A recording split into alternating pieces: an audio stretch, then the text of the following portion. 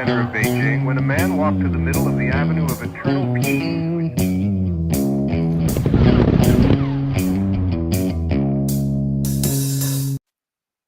All right, welcome back to the Survival and Basic Badass podcast. Brandon and Chuck today. I'm lost here. Brandon from BattlBox, and we're talking about land navigation. See what's going on. So I don't know. Give us a little bit of your background, I guess. Let's kind of start there for a minute. Oh, background.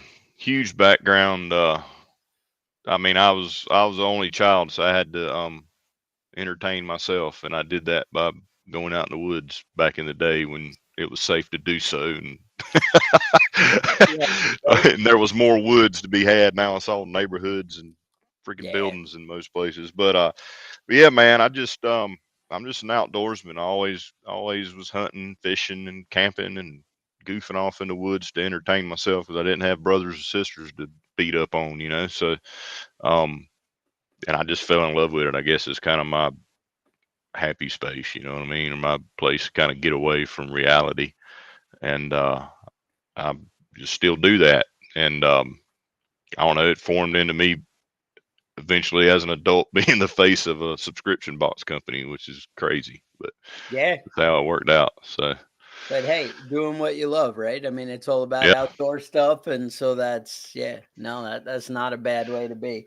I've always yeah, kind of always been a gear junkie and stuff like that too. So, and I love knives and all, you know, just seeing what I can learn how to use to enhance my abilities. Like I never refer to myself as a expert or anything like that. I feel like we're always learning, right? So I think that's right. I mean that's one of the things is I find that like I've been doing this since I think 2016, talking about nothing but like prepping and survival, and it's like gee, I guess I am an expert. Like yeah, because you research the heck out of stuff, and obviously takes practical application to a lot of things. Obviously right, everybody's knowledge shouldn't just come from books or whatever. Um, but yeah, you just the more you get into it, and it's like, well, I know a whole lot more about this subject than yeah, 99% of the people out there. And you realize that, because it's what you do, I mean, that's the thing. yeah, That's yeah. And I've done a. I'm kind of information junkie in a ways. Like I got real bad ADHD, so like if something catches my attention, I'm not happy until I just beat that dead horse to death to learn or figure out as much as, and that could be with anything. I mean, um, I was a mechanic, a chiller mechanic. I've always been a person that was interested in how to fix things and stuff like that. So I'm very well rounded as an individual when it comes to, I mean, this shop that I'm in now, I've built, you know, myself, and it's all from at some point in my life I wanted to build something, and I dove headfirst into trying to learn how to do it right. yeah, You know, so that goes with survival, prepping, camping, hunting, firearms, long range shooting, close quarters combat, navigation, fishing, fixing a vehicle, building a house. I'm that guy. Like I know enough about a lot of stuff to be considered by a lot of people as an expert and stuff, whether I say I am or not. yeah, So, fair enough. Fair enough, right? No, I think that's what it comes down to. So land navigation, kind of jump into it. The like my knowledge, I grew up. I was in the military, but on the Navy, so we don't no land navigation there. I got a guided missile cruiser, so I don't know about right, that. But yeah, I did the Boy Scout thing growing up, and you got your compass. I can orient a map and understand the topography of a map and that kind of thing. But I don't know. I mean, I know which side the sun's on. I know about right. maybe looking at moss, but I don't know. Like what are the aspects of land navigation? Like what would you even what are we talking about? I guess. I mean, is it working a compass and a map or Well, I mean, honestly, man, a lot of stuff, and this is true with literally everything in life, comes down to the basics. you've got to have the basics down. I think a lot of times we try to overcomplicate things, right? And a lot of people do not understand the basics of a compass, just the basics. I don't care if you could figure out inclination and freaking how to use this thing with a map. If you can't walk a straight line, you're screwed. I mean, you know, the basics of walking a straight line, the basics of understanding your declination, depending on where you are in the world, to get true north versus magnetic north, understanding parallel. Like if me and you were in the same block of woods and we said, okay, we need to go 170 degrees, which is dead west, right? Well, if you're 300 yards that way, your west is parallel to my west. We're never going to meet each other Right. until we get well, I guess we're never going to hit each other because we're not going north or south. We're just going to constantly go around the earth on our parallel axis of each other's west. So the basics get overlooked and people get scared of using this stuff. Like they Right. see all these numbers, they see all this stuff on here. At the end of the day, it's a basic compass. The freaking needle points to magnetic north. Right. And you just need to understand that, it's a director. It's not um, a pinpointer necessarily. Now it can be in the advanced side of things, right? Like, Right. but a lot of people will never use the advanced stuff. I don't. Like, Right. And that's I, it. I mean, yeah. yeah. And it confuses me when you get into the real hard, heavy, advanced stuff. So, like, screw it. I just want to be able to, like, when you're already lost, this may not help you at all if you don't understand the That's it. hardcore If you don't stuff. know that town is north of, whatever, you Yeah. can see a mountain peak that you know where it is, and town Yeah. is north of that or whatever. That Right. yeah. Or if I follow the creek, it goes north and town is north, whatever. That Right. might help you. But if you don't have a landmark, If you're you don't kind have a landmark or you of didn't and a use this right at perspective. the beginning Right. of getting out of your vehicle, Right. it's not probably not going to help you. So, and that's another thing. Like people don't like when I first started learning how to do a compass. I'm going to age myself a little bit, but Uh-oh. when I first started hunting by myself without my dad or on a known property, um, you know, I didn't we didn't have cell phones like this now. Like we didn't have Google Right. Maps. We didn't have any of this stuff, right? Um, it was still, you know, bag phone, and I think the flip phone was just about to come out. So, Right. so Right. when we would go hunting in unfamiliar places, we had what we called a safety waypoint, which would be like if we're parking on a road, we know this road is going east to west. Mhm. So as long as I can come back to that road, Right. I'm at least at the road. I can go one way or the other, end up finding my truck, right? Right. So we get out of our truck and we go, okay, we want to hunt this way. Well, what is that way? So we put our back to the truck. We know this road's going east to west. So I know that if I go, south or north, depending on which way I was looking, Right. if I go the opposite direction, I'm going to hit that road No somewhere, matter what. no Right. matter what. Um, so I'd be like, I'm going this way. So, okay, I put red in the shed. I know that's my north. I want to go, south. I go south. When I've come back, I know I need to come opposite and hit the road because I might veer, I might shoot a deer and have to track it. I might be, 300 yards Right. off my bearing, but I know if I go this way, Right. I'm Of going to hit the course road. they right. You And they know? always run in the thick of everything. The Oh deer God. they don't they start out on the trail and then they're gone, and you're like, oh man, now I'm Yeah. falling through. And yeah, So my first tip would be don't be scared of a compass, right? And don't be too proud not to use it. right.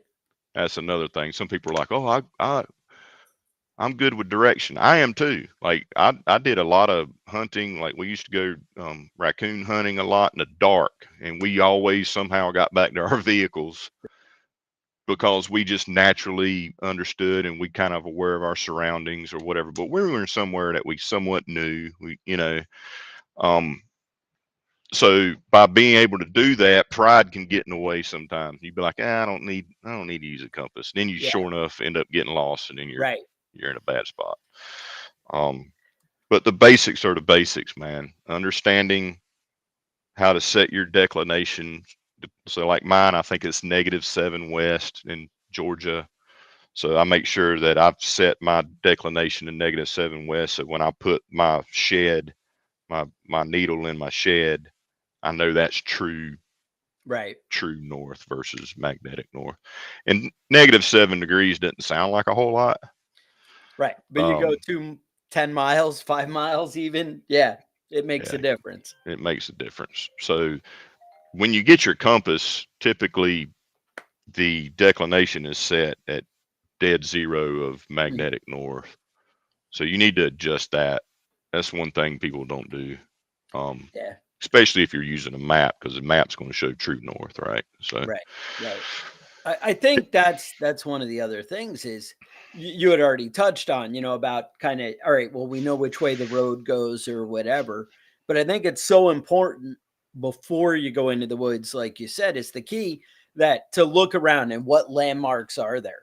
Oh, there's a right. really tall building that I can see from, far out, or and Mm-hmm. then at least if nothing else, yeah, maybe you're in the woods surrounded by trees, but if I can get to a high point, at least you have something to go off of, that you can Right. kind of see outside of, or look for mountain peaks, or know that there's a stream or a river that goes, like you said, especially, if you have multiple landmarks, that you can kind of go off of, just taking 2 minutes to kind of be aware of.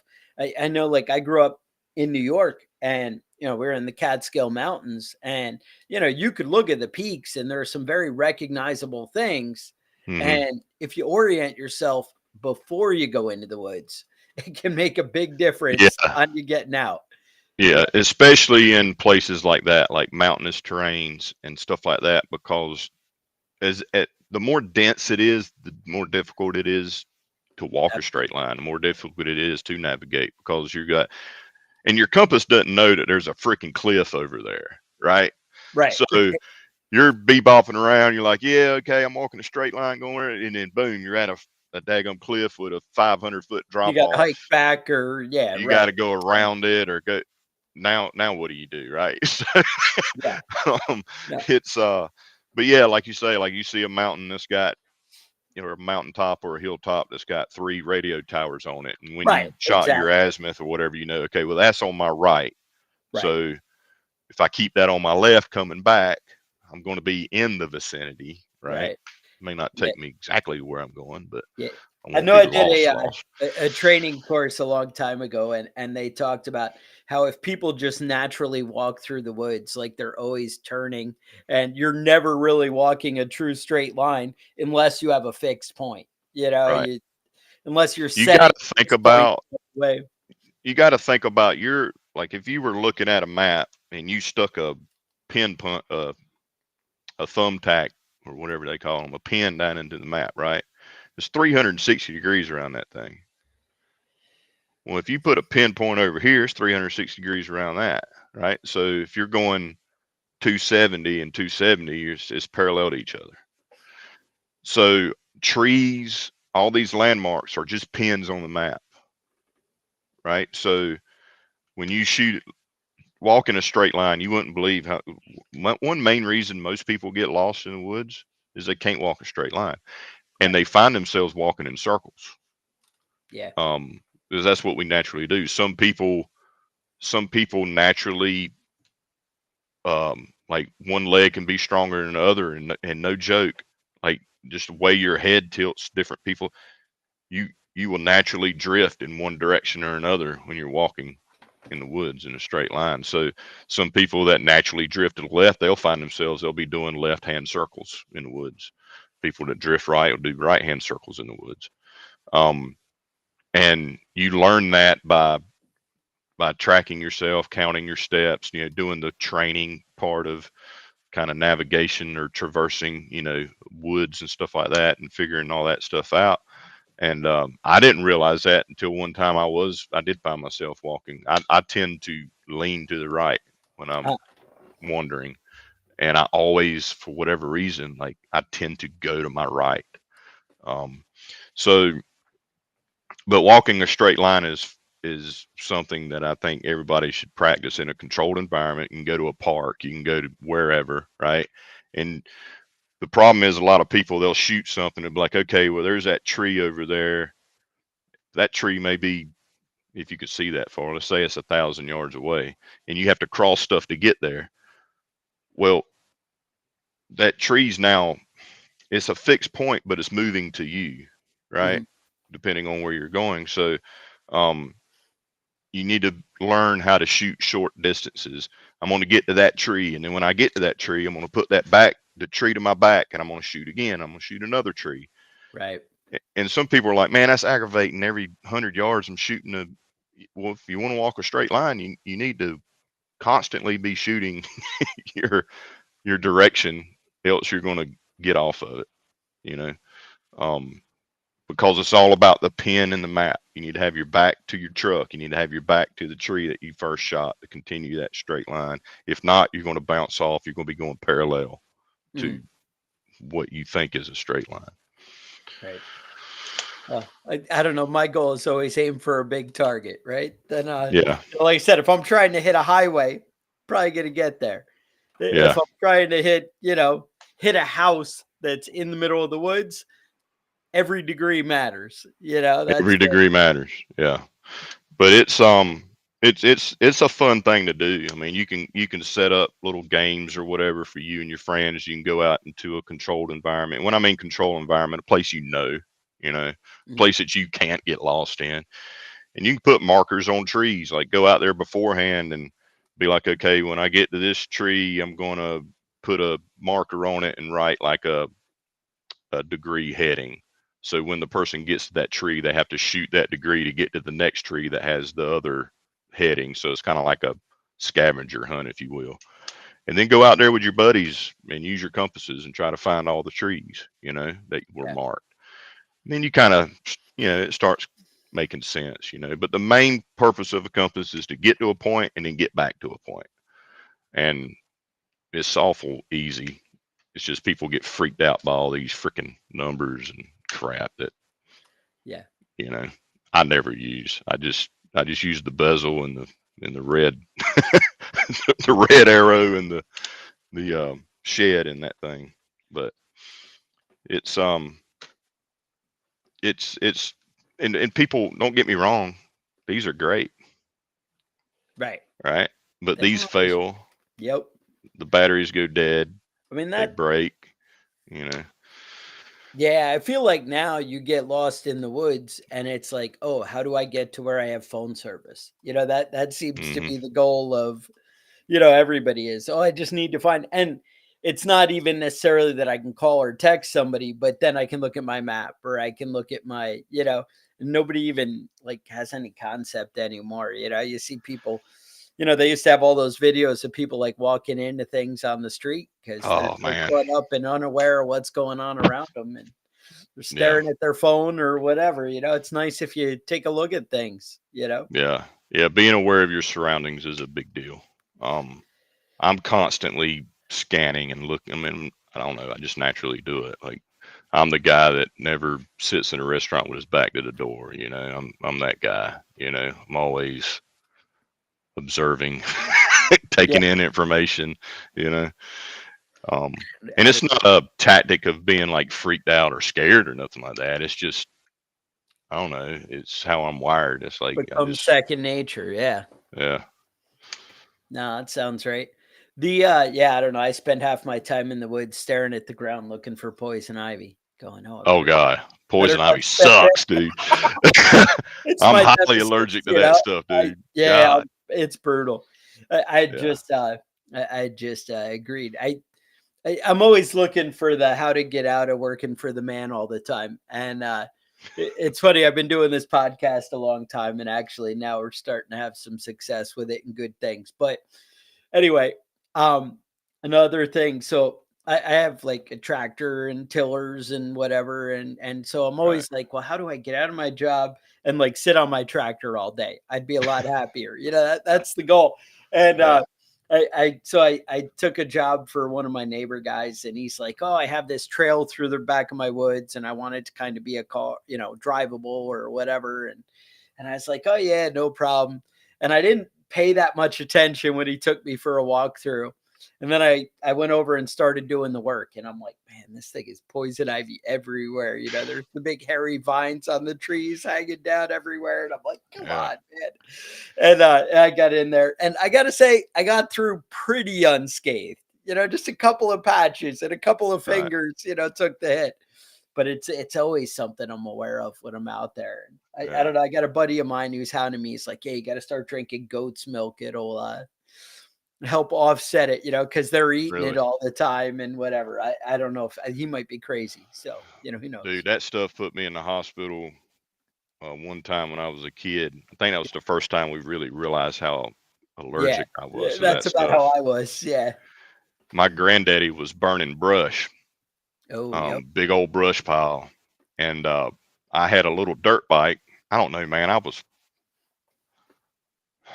second, third grade, something like that.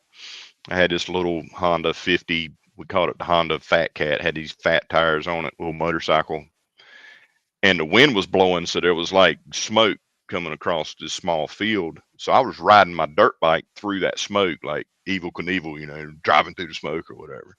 Well, that night I got to where I couldn't breathe.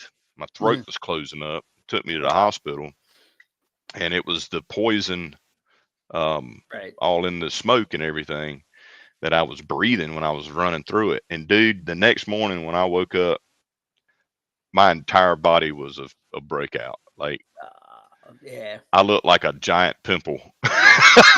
Yeah. No, I hear you. It was That's so bad, dude.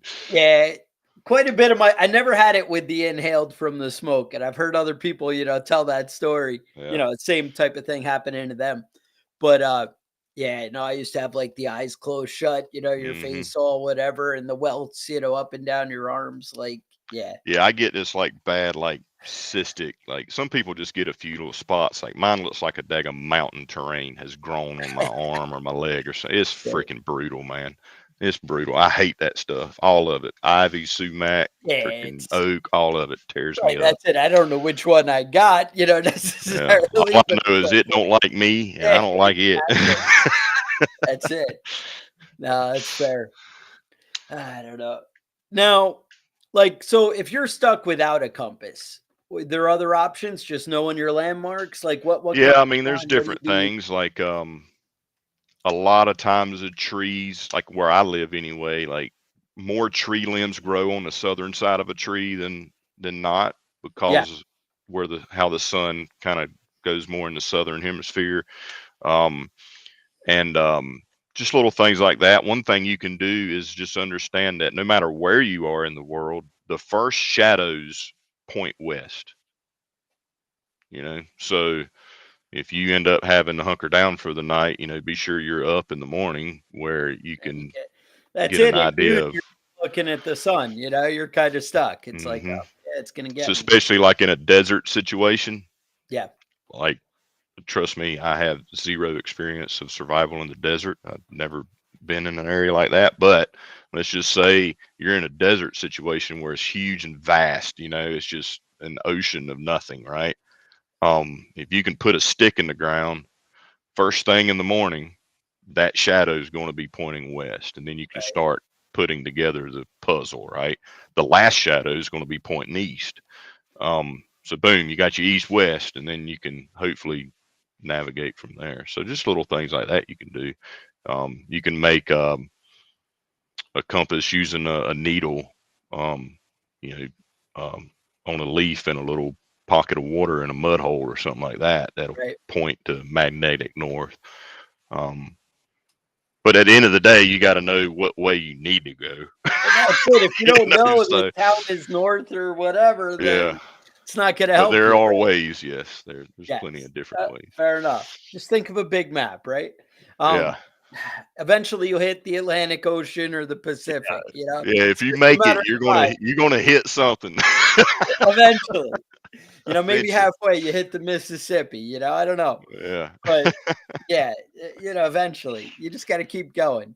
Yeah. And north and south, you got a long way to go. Yeah. You You start got to hitting the keep ice, you going, want to go and back. you got to know how to walk a straight line so that you keep going in the direction you think you're going.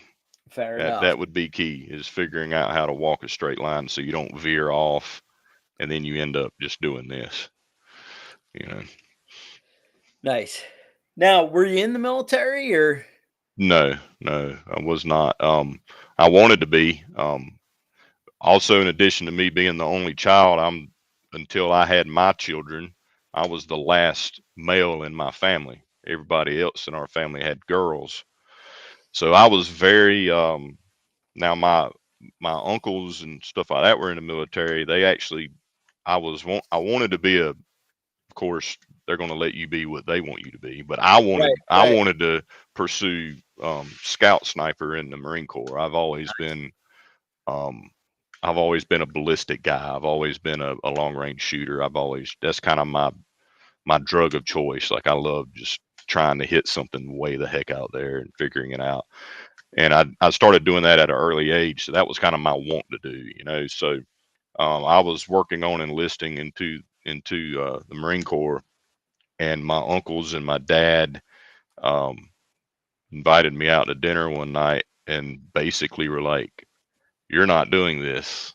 I'm like, Kill the "Why?" family line, huh? They're like, "If something were to happen to you, the Currin name on our tree is done.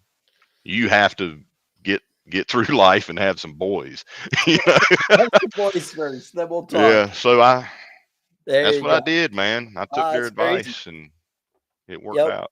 I got two boys now. Yeah, it's So funny. My grandfather was a Marine, and he was like he would call up recruiters like all through like junior high and high school, and I'd be getting phone calls. Oh, I heard you want to enlist, and I'm like, no, who are you? What? And these guys are just calling and harassing me all the time. I'm like, nope. yeah. But yeah, no, he said you're in. I'm like, God, yeah. I used to get that call a lot. I don't know, Yeah. but Yeah, I wanted to. It was a group of buddies that I rolled with in high school. When that was kind of our pact. When we graduated, we all were going to do it, and I was the one that didn't. Um, and three of them are no longer with us out of that group. So yeah, that's maybe it it. was a blessing. Testifies. So Yeah, you're exactly. yeah. No, it's sad. Um, so guns, so long range shooting. Oh man. What's your gun of choice here? What's your go to setup when you go to the range? Say you go to 1,000 yard or 500 yard or whatever. I don't know, long range. I don't know. Not Well, my world. I'm I've 100 yard. finally graduated into the very pricey side of my long range It can rifles. be. So Yeah. I I now I have one rifle that I have converted. I changed the barrel on it and everything, but I've got two rifles that are full blown Jarrett custom rifles out of South Carolina. Um, and they're ridiculous, man. Oh my God, they're expensive.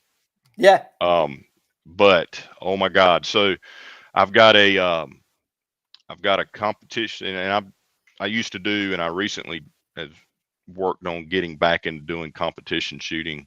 So I've got a competition rifle that's a 6.5 Creedmoor. That's a Jarrett rifle. It's in a Masterpiece Arms chassis. Um, it's a 23-pound rifle. Like, it doesn't move when you pull the trigger on it. And I've shot out to 1,700 yards with it. Um, I've got a 300 Jarrett, which is their own proprietary round. So it's like imagine a 300 Win Mag on steroids. So it's a 8 millimeter case with a 40-degree shoulder, neck down to 308. Right. So um, it shoots 185. I'm shooting 185 grain um, Berger hybrid target bullet at 3,200 to 3,300 feet per second with that. It's nasty. Yeah. It is nasty, Not and it's so much a up with yeah. When it's you're that fast, you get ahead of it. it's my grouping. So on that gun, I've shot it consistently shoots about a 2/10 of an inch MOA, 2/10 of an MOA. My Creedmoor, my best group of that is 900 tenths of an inch group. Like it's literally one hole. Like you can't hardly measure it. Right. Like it's if I do my part, it's Right. going to do what it's supposed to. It'll do it. Yeah. It's freaking nuts, and a lot of people don't believe it. I've got I keep targets over here that I've shot to show people because they're like, there ain't no. I'm telling you, like it's a 1/10 of an inch or less MOA rifle. Damn. If I do my part, you Yeah. know. Well, yeah. So, but yeah, man, I love it. I freaking love this stuff. I did me and a buddy of mine did the Mammoth Sniper Challenge earlier this year, which kicked our freaking butt. That was brutal. I'm still trying to decide if I'm going to try it again next year. Right. And we do some PRS matches, and we do a match every year up in North Carolina called the Groundhog Match. It's pretty fun. It's a max 500 yard, but you have to shoot this little groundhog target. And you know, just stuff like that, man. I love. We can go down a huge rabbit hole when it comes to talking about ballistics and long range. What about shooting. optics? Where do you lean there?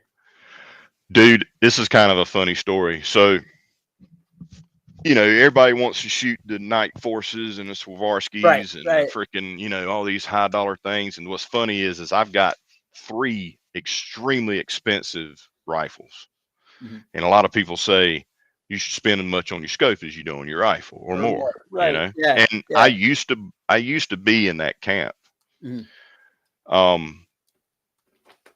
And understand, I've been doing this for a long time. I've been doing this where like getting a first focal plane scope was like super expensive. Even if the scope was crap, even if the glass was crap, getting a scope that was first focal plane, you had to pay a premium for it. Right. Getting a scope that was in mils instead of MOA, you had to pay a premium for it. Well, now you can get first focal plane, you know, adjustable turrets, all the bells and whistles for not a whole lot of money. Now there's still crappy scopes out there that have all the features, and there's still very good expensive scopes that have all the features. But this company came out in the last couple of years called Arkin. So I had like Miopta scopes. I had you know, some Vortex scopes and stuff like that. I never had the money to buy like the high end Swarovskis or Night Forces, but I mean, Miopta makes a really, really good scope at a decent price, comparable in comparison. Vortex makes really nice scopes, but they're still kind of pricey, you know. So I saw this Arkin company, and they were selling a first focal plane mil dot adjustable turret, 56 millimeter objective, freaking first focal plane, like all the bells and whistles, great crosshairs, or my brain ain't working right now. Call it the proper term. Anyway, had all the features, all the specs look great. Japanese glass, which is really good glass, you know, all this stuff. And the thing was like $430. And I was like, that ain't no freaking way. Yep.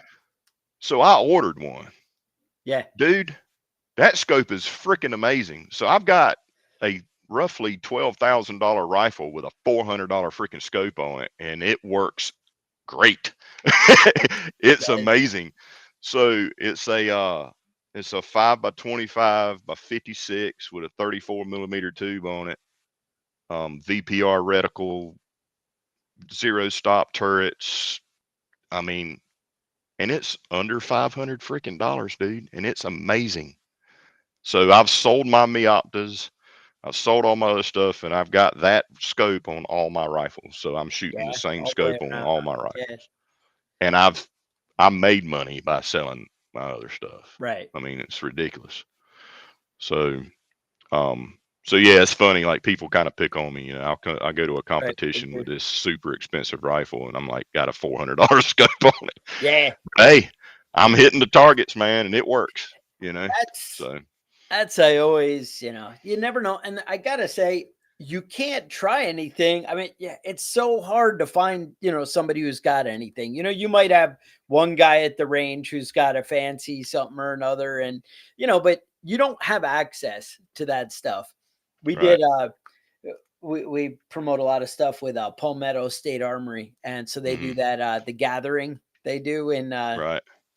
in South Carolina there. And so I went down, they had us down there this year, and we went down and to get to go to all the different, glass companies kind of thing and see all the different scopes and try them.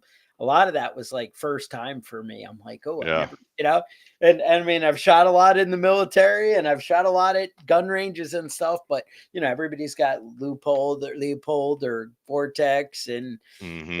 and yeah, I have some EO tech, which I got to say I'm not really impressed with, to be honest. Right. I mean, but again, I'm more 100-yard guy. That's where Right. I want to be. I want to be fast. I want to be, Yeah. get on target like right away, and that's my goal, is just getting better and better with that. And Right. I do reasonable with some distance, but I've never shot beyond 300 yards. And so Yeah. not distance in a distance shooter world. A buddy of mine is all about 1,000 yard, and we have a local range here that has 1,000-yard range, but and he's there all the time. But you're spending so much money, and that always scared me. You have me intrigued with the $400 scope though, or $500 scope, wherever Yeah. that It's great. I mean, and that came with rings, and that came with the really. rings and bases and the scope caps, and I mean that came with the God, my mind ain't working. The piece you screw on the front so the sun doesn't Oh get into yeah, your the eyes shade thing. bad. Yeah, The whatever. Yeah, shade. yep, It came with everything. Like it was a full package. yeah. Came with the bubble level to go. I mean, it came with all the crap for Yeah. $500. And I So was maybe skeptical. I I mean, need I to was, throw some money at a Ruger Precision, and there's a yeah. company. Oh man, I can't. It eludes me at the moment, but that does the barrels for the integrated suppress. It's like integrated weapon Hmm. systems, I think. And, Yeah. and they do the Ruger Precision. They'll throw the suppressor in the barrel kind of thing, like Right. whatever. Yeah. Um, Yeah. maybe And that's where I need to be. Maybe I need to get there's that other straight. companies making a good rifle now that I've seen. Dang it, slipped my mind. It's not the Ruger. It's Well, I was thinking budget. I wasn't mentioning well, premium. this is I was this is a mentioning budget. This is a budget budget. one. It's Yeah. Bergara. Uh, Bergara's putting out some pretty good rifles. nice. Out of the box. But yeah, Says, man. I mean, it's all about. I mean, the way I look at it, if you want to get into shooting, no matter what your budget is, get something that's based off of the Remington 700 footprint as far as the action, mhm, and then you can. I mean, right. you can mod that thing Customize out, like the change the barrel, change the triggers, change because I mean that's what makes a good rifle is good harmonics and a good barrel and a good trigger. mm, Um, and then you can play with all sorts of different things, different right. stocks and things from there. Where are you at on triggers? Where do you go to? I like Trigger Tech, They, so I shoot Trigger Tech Diamond and Trigger Tech Specials. I, again, I come up short. I've never used them. We did a trigger episode, and I reached out to a ton of companies, and they were great. And but Timney, I think, won out on what we used. Hmm. I've used a Yeah, they lot make of. a good trigger. I used a lot of Geisley, or is that how you Hmm. say it? Geisley, That's right? how I say it. Exactly, right? Everyone's like, I don't know, Giselle, guys, I don't know, whatever. But I've used a lot of them, and I'm not impressed. I'm not the fan like they sell them as, but I'm also not in love with the whole two-stage trigger thing, like the way it Yeah. is. I So oh, I I'm mean kind of that's dependent on platform by trigger. So like I've got a 6.5 Grendel that I built when I mm, first got into competitions, and it's a AR-15 platform. So mm, And a 6.5 Grendel is a 7.62 by 39 case, or an AK-47 case, neck down to 6.5 millimeters for the bullet. So it's a short action, so you can run it, you know, in the AR platform. And that was my first, like, and the reason I built that was I was going to a competition that you can shoot whatever, but majority of guys shot like bench rest rifles. Mhm. And I was like, I want to build a gas gun and go compete against bench rest guys just to say I did it, you know? Right. So me and a buddy, he built a 6 millimeter, I built a 6.5, and we went to the competition and we did really well. We didn't win, but we didn't, I mean, we were like middle of the pack, or a little bit better than middle of the pack, which everybody like looked at us like we had a third eye when we were walking up with these gas guns, You're because out of your everybody's league, got buddy. 50, 60 pound, you know, single shot bench rest rifles, you know? Mhm. And, but anyway, so that I have a 2-stage Geisley trigger on. Mhm. What 2-stage does for me on the AR platform is it forces me to have trigger control, Mhm. for like a long range precision shot. So short distance stuff, I would never go 2-stage. Long distance stuff, if you have trouble with trigger control, I think a 2-stage is good to kind of It calms get it you down. Yeah. get your brain talking better to your finger to be easy on the trigger, because you can pull back until you hit that dead stop, and you know if you go any further it's going to go off. Right. So on an AR and long range AR platform, I kind of prefer a 2-stage. But with my, you know, bolt actions and stuff like that, I don't shoot a 2-stage. Mhm.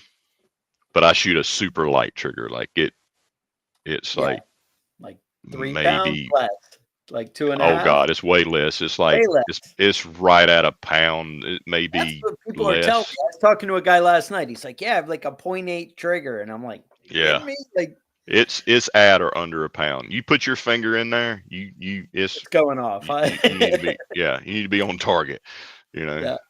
Yeah. Nice. Because I'm a Yeah. firm believer in you need the rifle to surprise you when it goes off. Mhm.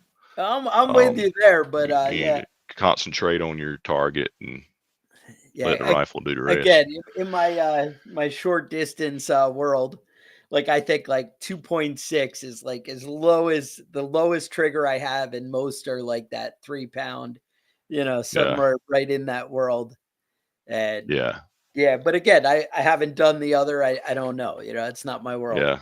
So So my 300 Jarrett has a dual trigger in it. Um, that thing's nasty. That thing's, so that rifle I bought it used. It was built in 1993. And back then they were putting dual triggers in it. And dude, it's the most amazing feeling break you've ever. It's right. stupid. Like it's amazing. But that rifle, being, you know, 30 years old, 31 years old, it's a one hole.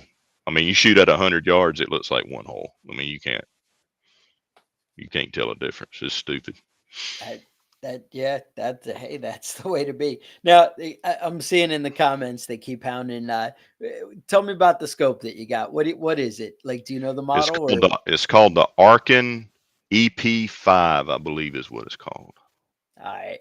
ARKEN is how you spell it, and I think it's called the EP5. It's a 5 by 25 by 56 first focal plane rifle scope. All right. They'll have me forever and be like, well, Yeah, it's great, man. I mean, for the money, like, of course, there's things I can say I don't like about it, right? Like, right. but I'm comparing it to a freaking $5,000 scope, like, you know. And yeah. So to my opinion, so my scopes were kind of in that $1,100 to $1,700 range was kind of where I was at with my scopes. I cannot see a measurable advantage. Anything that I've used and used of others that is in that $2,000 and below area, that's better than that $500 Arkin. So I've run the $500 Arkin. I mean, Right. I there mean, why has to would be you a not? substantial benefit to me to spend $2,000 more, right? Yeah. And I really can't put my finger on anything that is $2,000 and less that touches that $500 Arkin. I just can't. Yeah. No, that's can't And argue that's that. it's my opinion. I mean, I mean, somebody that's else might buy it and say it's trash, but right, right. And that's it. I mean, I keep going with my buddies. I'm like, well, I just buy the Vortex or whatever. But again, my distance is very different than the distance you're after.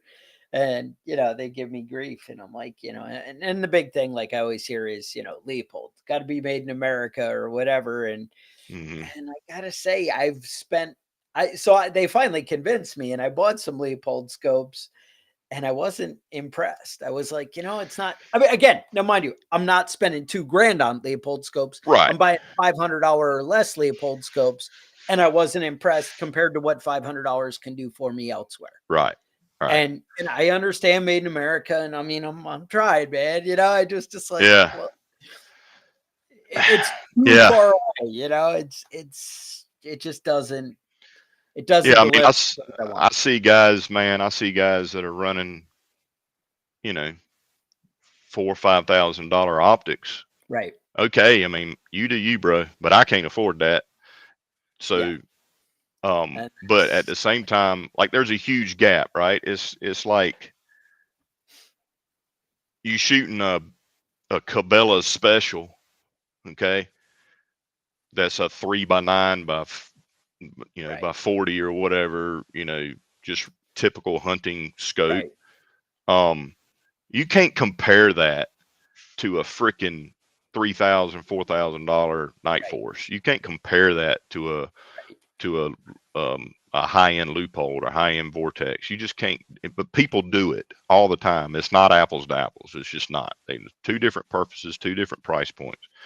But the gap is so big from the Arkin to say a Vortex Viper HD or something. I just don't see the benefit in spending that more money. It's the Arkin does everything. I mean, I shoot 1,000 yards plus regular with this thing, Right. regular with it. And I mean, if I'm shooting a freaking 5-inch Groot, which is way less than a half an MOA at 1,000 yards, I'm happy, Jack. I Yeah, mean, right, right. Yeah, no, that's it. but, You're shooting groundhogs yeah, at 1,000 yards with that, and yeah, yeah. I mean, I've shot pigs at 800, 850 yards, right square between the eyes with that that's scope. crazy. You know, so That's the way to be. All right, now yeah. tell me quick a little bit about BattlBox. What do people need to know? I So got you down here. You BattlBox mentioned is a lot of time.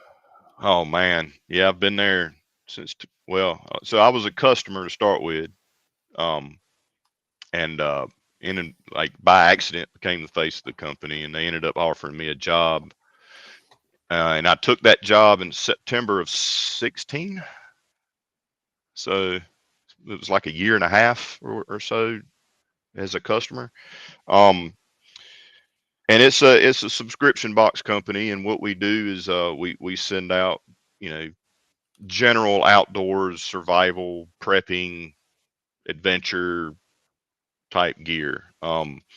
In the beginning, it was viewed as a survival and tactical box, but the internet and the powers to be don't like the word tactical, right? So um, we had to kind of switch up because we couldn't market. We couldn't, they considered us as selling things that they deemed were bad, right? So now it's adventure and survival is kind of our tagline. But we send out all sorts of stuff. It could be medical, food supplies, knives, camping gear, EDC tools, flashlights, you name it, the whole gamut. And the idea is over time you build up a pretty good gear set of things to add to your preps or add to your general adventure that you're doing in the outdoors, be it if you like to hunt or camp or whatever. Hopefully you like to do a little bit of all of it. But it's just a fun way to be introduced to new brands, new products. We do a lot of first release stuff with a lot of companies. um, we've got a huge community. Our community's probably the coolest thing, man, about it is we've got like a Facebook page that's for members only, and they get in there, man, and have a big old time. They trade gear, they get together and find out who lives near them that are into the same things, and end up becoming friends and kind of building their little wolf pack, if you will, in case something did go down, and training together uh, and all that. So I mean, we send compasses, we send hearing protection. If you like firearms, we send problem solvers, we send food preparations. A few months ago, we sent a big old pack of heirloom seeds, so you could start growing your own food. It's kind of, bushcraft stuff, books. Right. We also have for members, and when I mean members, I mean subscribers to the subscription box. You can we got a store. I mean, you don't have to be a subscriber to go to our store and buy things, but if you want the subscription box, you sign up for that. It's a month. It comes to your door every month. And there's 4 levels. You got a basic, advanced, pro, and pro plus level. So as you go up in level, you get everything that was given that month in the lower tiers. So if you're a pro plus subscriber, you get everything. If you're an advanced subscriber, you get advanced and basic, but you don't get pro and pro plus. That's kind of how it works. So for an example, I just happen to have a mission brief here. So there'll be a card like this in here. So this one was mission brief 111. So this was box 111 that we sent out. And then it's got, everything. So just a write up that I do there. So basic box had a book, some flits, renewal system stuff, some wound closure kits from my medic, had a Ruck and River spice wallet in the basic. Advanced had a water purification system in there.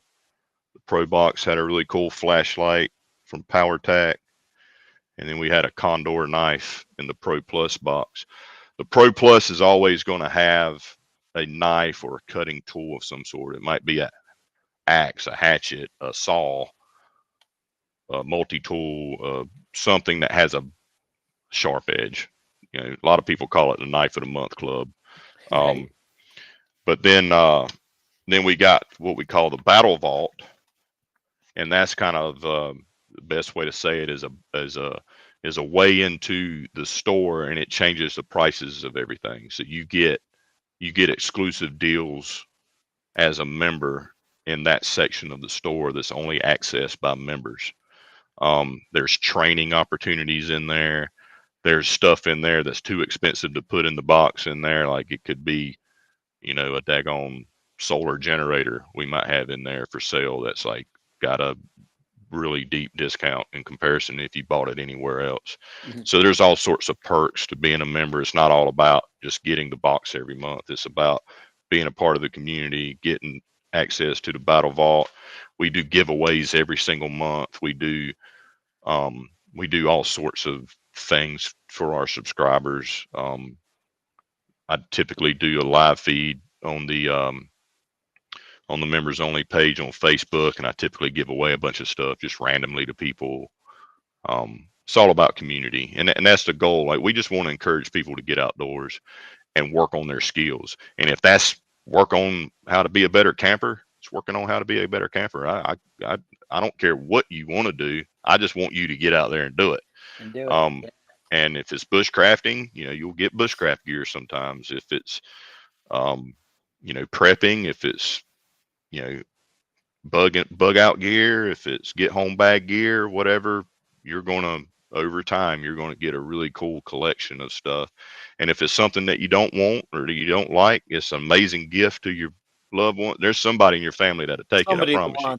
Yeah. Yeah. And a lot of stuff gets taken by them anyway. Like, we get emails all the time for guys that, they're subscribers, and they sit down when they get their box, they sit down at the kitchen table with their family and they go through it, and they turn around next thing you know, everybody in the family's grabbed something and ran off, and he ain't got nothing. So he ends up having to come back to the store to buy his own, own stuff, because his wife takes his knives and keeps them, or a blanket that we may have sent, or wool blanket, or tarps or whatever. It's pretty fun, man. It's a lot of fun, and I thoroughly enjoy doing what I do. And all the stuff I've tested, like we don't just pick anything and put it in there. It's a pretty big process to get in the box.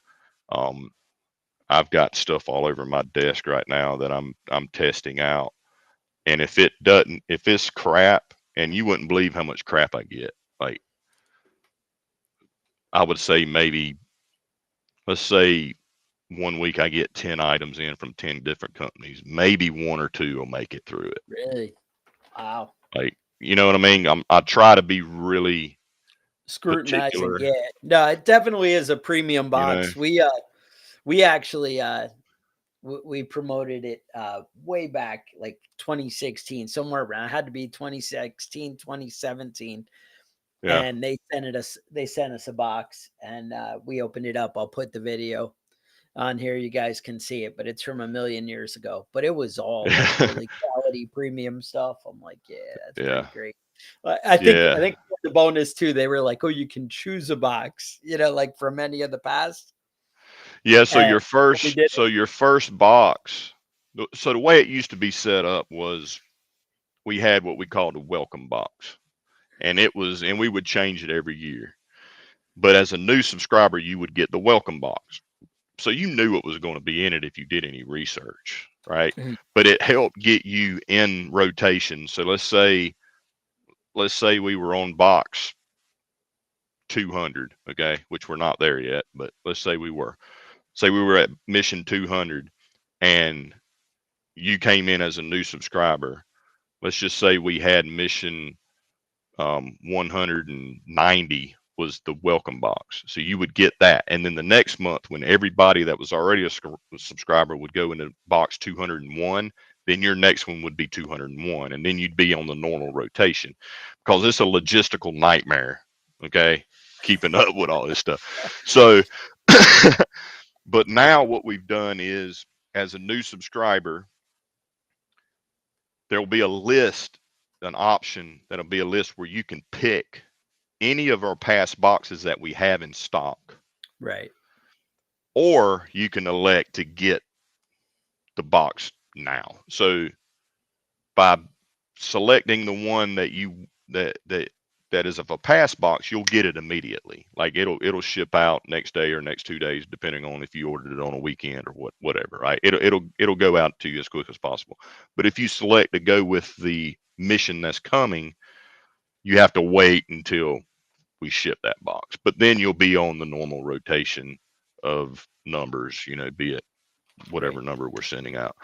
So and then we do promotions like right now I think we've got a kind of like a BOGO, if you will, buy one you get one. So as a new subscriber, if you select you want to subscribe to Pro Plus,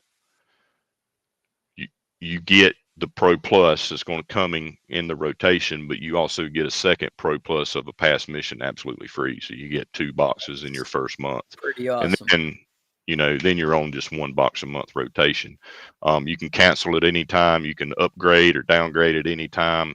You just, I think we bill on the 15th. So if you get billed on the 15th, we ship out the first week of the next month-ish, depending on holidays, weekends, yada, yada, yada. So typically, say 3rd through the 9th, we're shipping out that month's mission.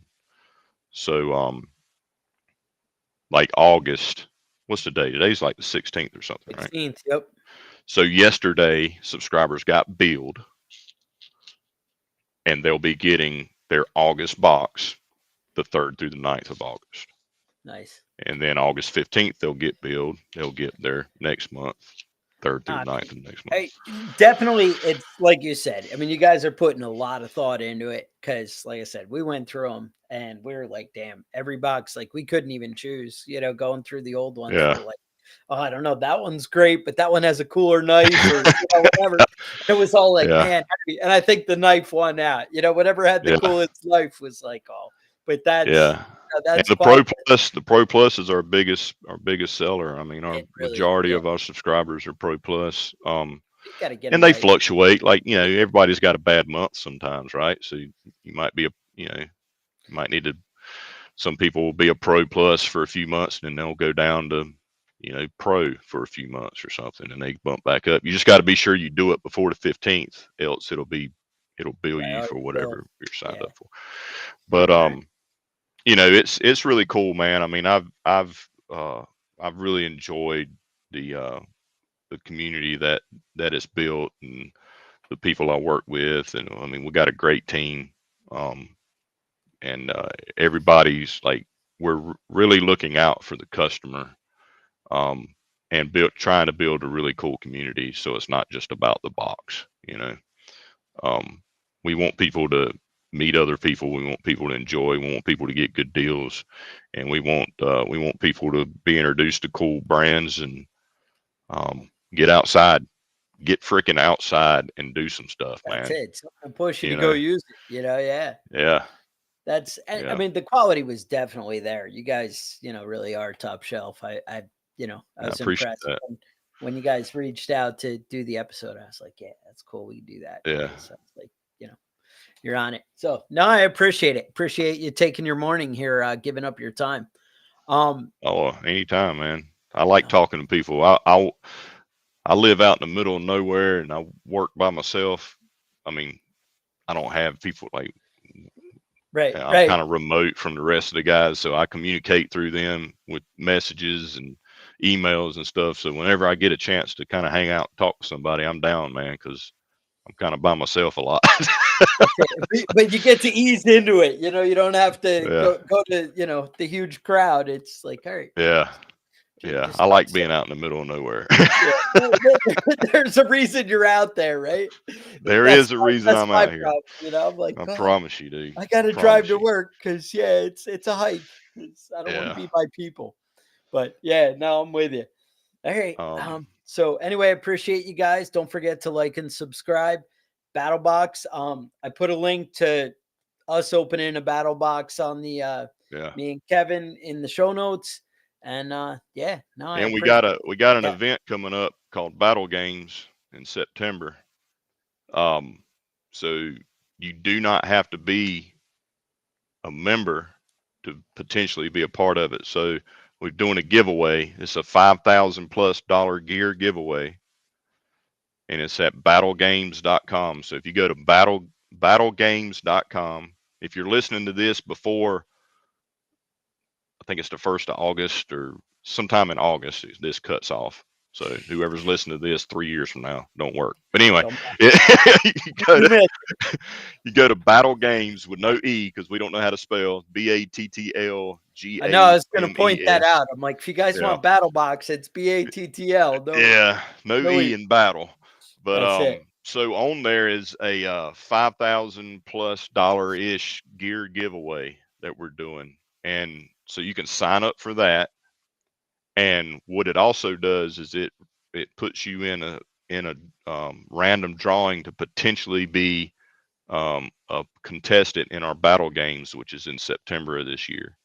So um, some subscribers are getting golden tickets in their box in August that has directions for them to uh, No, we're too late if potentially we be want the August box because it's July 16th. We missed it, right?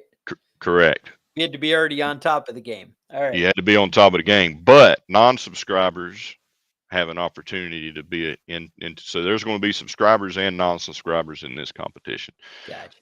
So for non-subscribers, you got to sign up for the $5,000 gear giveaway, and it also signs you up for potentially being in the battle games. And so you either win $5,000 worth of stuff, or get selected for the battle games. And in the battle games, the winner gets $25,000. So Can't there's beat going to that. be it's going to be an elimination type survival-ish competition. It's going to be difficult, but not like we're having fun with it. This isn't Survivor, right? We're not sending you Right. out there to freaking suffer, okay? But it's going to be fun, but you're going to need some skills to win this thing.